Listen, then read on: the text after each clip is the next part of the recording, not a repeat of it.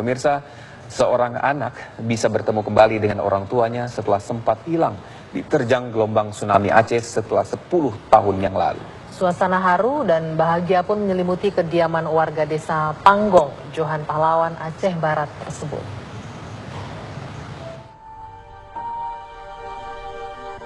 Raut bahagia terpancar dari wajah Raudatul Janah, remaja berusia 14 tahun yang terpisah dari keluarganya saat gelombang tsunami menerjang Aceh pada tahun 2004 silam itu, kini bisa bertemu kembali dengan kedua orang tuanya.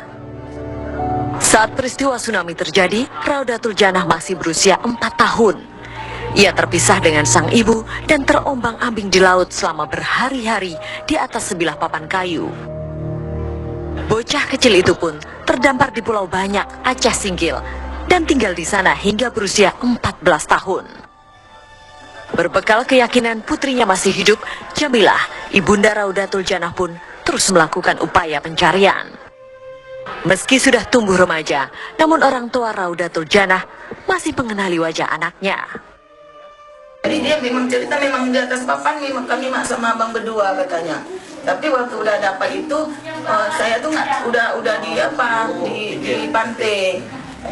Tapi kalau abang masih di papan, tapi nggak jauh dari situ. Dia nggak jauh dari situ. Kemudian orang ini kan ditolong, dua-duanya pun ke rumah itu, ke rumah nenek itu di Pulau Banyak. Di Pulau Banyak itu ujung salib namanya rumah nenek Ama Rosi.